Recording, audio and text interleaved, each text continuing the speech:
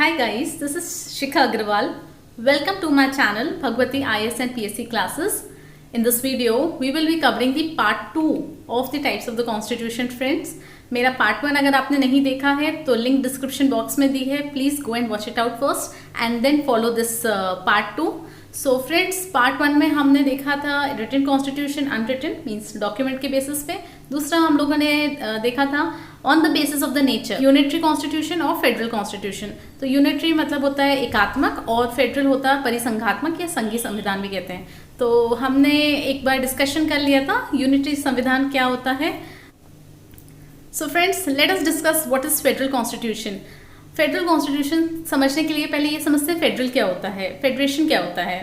Federation में friends basically example लेते हैं हम यूएसए का क्लासिक एग्जाम्पल, और ये पहला फेडरल कॉन्स्टिट्यूशन है द वर्ल्ड. यूएसए में क्या हुआ था फ्रेंड्स, एक 13 ब्रिटिश कॉलोनीज एक साथ आए थे और ये इंडिपेंडेंट हुए. फिर इसके बाद अमेरिकन वॉर ऑफ इंडिपेंडेंस चला 1775 से 1783. इस बीच लोग ने काफ़ी इंडिपेंडेंस के अपने फंडामेंटल राइट्स और बहुत सारे इश्यूज को रेस किया, और फाइनली मीटिंग्स हुई इनकी बहुत सारी प्लेसेस में, Philadelphia, Pennsylvania, and then they have made their own constitution where there is the central. एक यूएसए का कॉन्स्टिट्यूशन है और बाकी जो 13 ब्रिटिश कॉलोनीज थी, जो आगे जाके हम देखते हैं 50 स्टेट्स हो गई एट प्रेजेंट, उनका कॉन्स्टिट्यूशन है. ओके, सो एक फेडरल कॉन्स्टिट्यूशन का एक पहली फीचर अगर आप लोगों ने देखी है वो है ड्यूअल गवर्नमेंट. ड्यूअल गवर्नमेंट क्या होता है, एक सेंट्रल गवर्नमेंट होगी और एक होगी स्टेट गवर्नमेंट.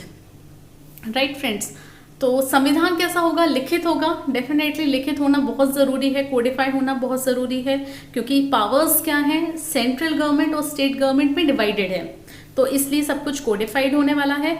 और एक सुप्रीमेसी किसकी होगी, डेफिनेटली कॉन्स्टिट्यूशन की होगी. अब फ्रेंड्स एक चीज़ बताइए, अगर कॉन्स्टिट्यूशन में कोई अमेंडमेंट करना है, मान लीजिए कोई चेंजेस करने हैं, तो कैसे करेंगे.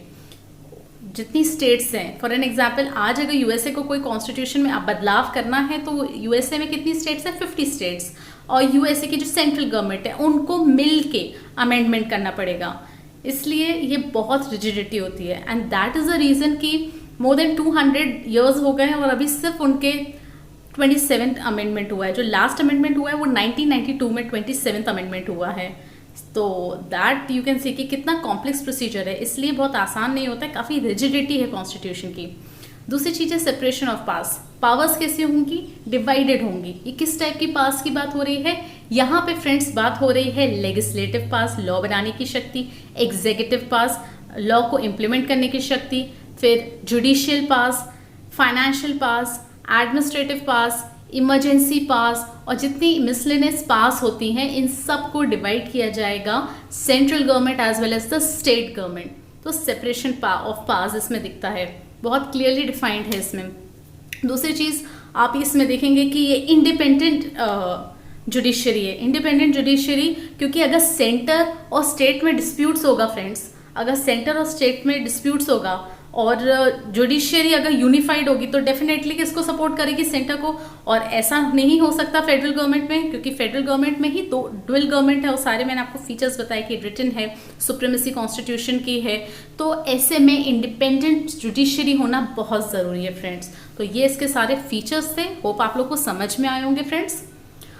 और इसके क्लासिक एग्जाम्पल्स तो मैंने आपको बताया, एक यूएसए है, फिर मलेशिया है, सिंगापुर है, और भी बहुत सारे एग्जाम्पल्स हैं, ये आप याद रख लीजिएगा. तो होप फेडरल क्लियर है.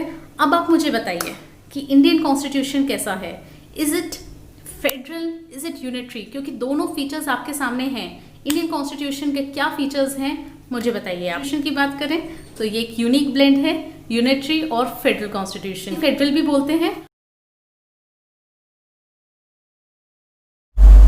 Thank you so much friends for listening. Please share it, like and subscribe my channel for further updates. Take care.